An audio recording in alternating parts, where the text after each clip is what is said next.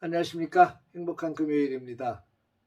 오늘 또 새날을 주신 하나님께 감사하고 또 하나님이 기뻐하시는 삶을 살아내는 우리 축복된 하루가 되어지기를 주의 이름으로 축원합니다. 오늘은 창세기 32장의 말씀을 통해서 분이엘의 축복이라고 하는 주제로 함께 은혜를 나누도록 하겠습니다. 야곱이 20년 만에 고향 땅을 향해 가게 되죠. 형 에서의 눈을 피해서 야반 도주에서 삼촌 라반의 집으로 도망한 지 20년이 지났어요. 20년이 지나는 동안 참 많은 삶의 변화가 있었죠. 결혼도 했고 또 자식도 낳고 또 부자가 됐어요. 그리고 이제 고향 땅으로 돌아가게 됩니다. 이 돌아가는 길에 하나님의 사자들을 만나게 됩니다. 이 야곱이 눈을 들어보니까 하나님의 군대였습니다. 그리고 그 땅 이름을 마하나임이라 이렇게 이름을 지었죠. 이 마하나임 하면 어떤 분이 사행시를 이렇게 지었습니다. 마침내 하나님이 나에게 임하셨다. 참 은혜가 되는 사행시였는데 이 마하나임 하나님의 사자들을 만나고 또 그렇게 이름을 부르게 되죠. 그리고 나서 이제 야곱이 이제 본격적으로 고향을 향해 가게 되는데 두려운 마음이 있었어요. 20년 만에 찾는 고향이면 참 이게 설레는 마음이어야 되는데 아버님은 어떻게 지내실까? 얼마나 반가울까? 형제들을 만났을 때 얼마나 반가울까? 이런 기대감이 있어야 되는데 지금 야곱에게 있는 것은 기대감이 아니고 두려움이었어요. 20년 전에 떠날 때 형 에서가 자기를 죽여버리겠다고 하는 그 무서운 험악한 분위기 속에서 살기 위해 도망친 거 아니겠습니까? 그런데 20년이 지났지만 여전히 그 두려움은 남아 있었습니다. 그래서 사람들을 먼저 보내서 이게 정탐을 합니다. 이 야곱은 참머리가 잘 돌아가는 사람이죠.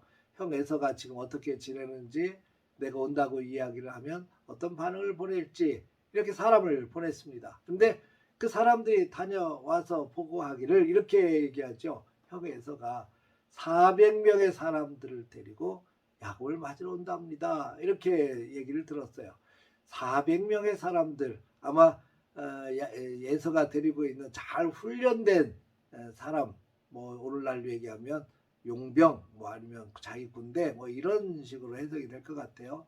근데 그렇게 잘 훈련된 사람 400명을 데리고 야곱을 만나러 온다는 겁니다. 반가워서겠습니까? 과거 20년 전에 그렇게 분노했던 분노의 감정이 풀리지 않았기 때문이라고 저는 생각이 돼요. 그러니까 야곱이 만약에 환영한다 그러면 두려울 이유가 없죠. 근데 두려움에 휩싸입니다.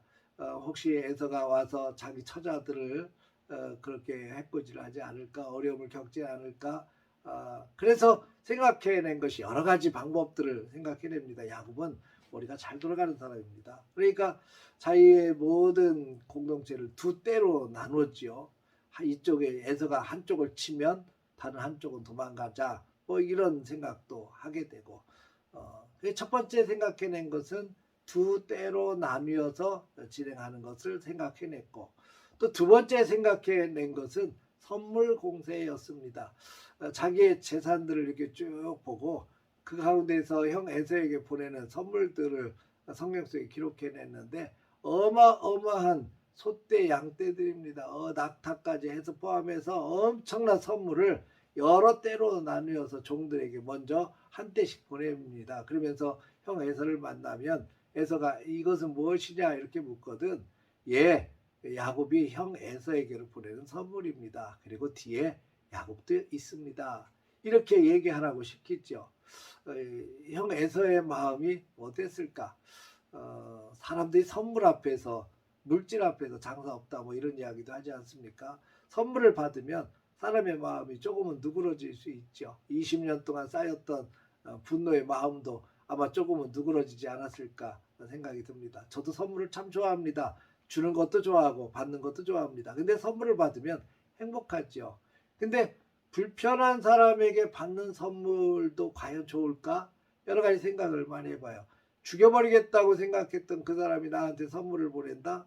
그러면 아마 쉽게 그렇게 선물 하나 때문에 무너지진 않을 것 같아요.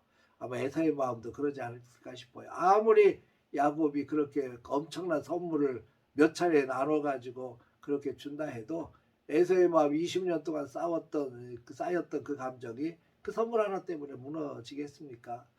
야곱도 그렇게 생각했던 것 같아요. 그러니까 그렇게 선물 공세를 해도 여전히 불안한 겁니다. 이 야복 강가에서 자기의 가족들만 남았죠. 자기의 부인들, 자식들. 근데 아무리 생각해도 불안해요. 그래서 자식들과 부인들을 먼저 다 야복 강 너머로 보냅니다. 그리고 혼자 남았어요. 그리고 그 불안한 마음, 두려운 마음 속에서 밤새도록 하나님의 사자와 씨름을 하게 됩니다. 씨름이라고 표현되어 있지만 그 고민, 그 아픔, 걱정, 근심들을 참 어떻게 해야 되나 하나님 앞에 토로하면서 다 쏟아낸 밤새 고민한 흔적 아니겠나 싶어요. 하나님 앞에서 그렇게 처절하게 몸부림치고 밤새도록 어떻게 해야 되나 씨름하다가 드디어 하나님의 놀라운 응답을 받아내게 됩니다. 그 응답은 이거였습니다. 상황을 바꿔주신 것이 아니고 야곱의 이름을 바꿔주셨습니다. 저는 이게 굉장히 큰 은혜라고 생각이 돼요. 우리는 상황 때문에 어떤 문제 때문에 막 엎드려 기도하지 않습니까? 근데 하나님께서 정작 바꿔주시는 것은 우리를 바꿔주시더라고요. 나 자신을 바꿔주셔요. 하나님께서 야곱에게 네 이름이 무엇이냐? 야곱입니다. 더 이상 야곱이라 하지 말라. 내 이름을 이스라엘이라 하라. 이스라엘이라 하라. 이스라엘이라. 이스라엘 민족의 시작이 되는 거죠.